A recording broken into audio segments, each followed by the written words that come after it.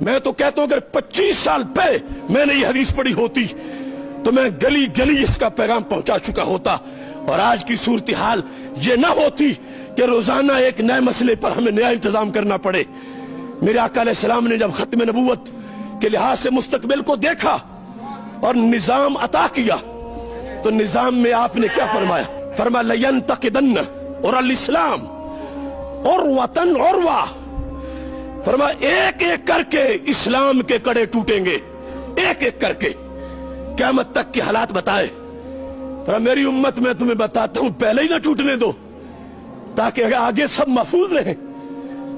پہلا کڑا کیا نماز ہے، کیا روزہ ہے، کیا حج ہے، کیا زکوٰۃ ہے؟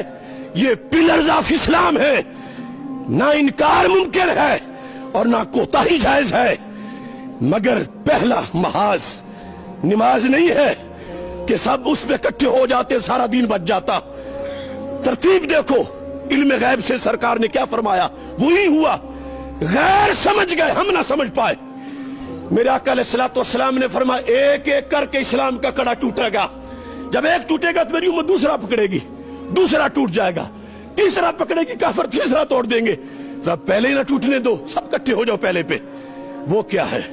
لفظ سنو، فرمایا اولہن نقدن الحکم، فرمایا وہ کڑا جس سے پورا دین بچے گا، نماز بھی، روزہ بھی، حج بھی، زکوٰۃ بھی، فرمایا وہ میری امت کی گورننگ پاور اور نظام حکومت ہے۔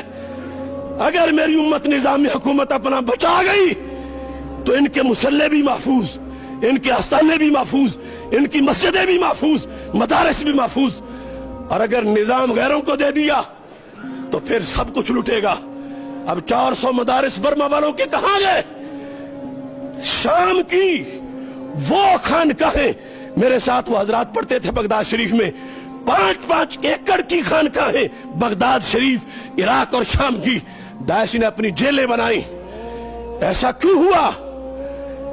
اولہن نقدن الحکم، حکم اسلام، نظام مصطفیٰ صلی اللہ علیہ وسلم، اس پہ کافروں نے پہلا حملہ کیا اور اتنی غلاظت گھوڑی کہ اس موضوع کو ہی ہمارے نصاب سے نکال دیا۔ پھر آخرہن الصلاۃ، سرکار فرماتی آخری حملہ ہوگا نماز پہ، پہلا نظام پہ ہوگا، اگرچہ پڑھنی تو ہر وقت ہے مگر پہلا نظام پہ ہے۔ نظام بدماشوں کے لیے نہیں کہ وہ چلائیں، نظام ڈاکوؤں کے لیے نہیں وہ چلائیں، نظام امریکہ کے لونڈوں کے لیے نہیں وہ چلائیں، نظام وہ ہیں جو خلافت راشدہ کی سیٹ پہ پیچھے بیٹھنے والے ہوں۔ یہ المیہ ہے، ایک ایک مسئلہ آج اس کی حفاظت کے لیے ہمیں نکلنا پڑے گا۔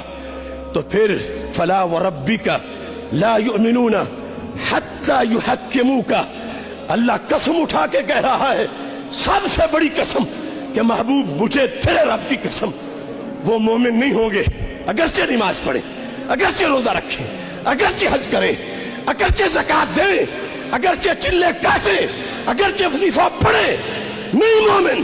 کب مومن ہوں گے؟ فرمایا حتی یحکموک، محبوب جب تمہاری حکومت لے آئیں گے، مانیں گے تو پھر مومن ہیں۔ یہ ہے قرآن کا پیغام ہمارے نام۔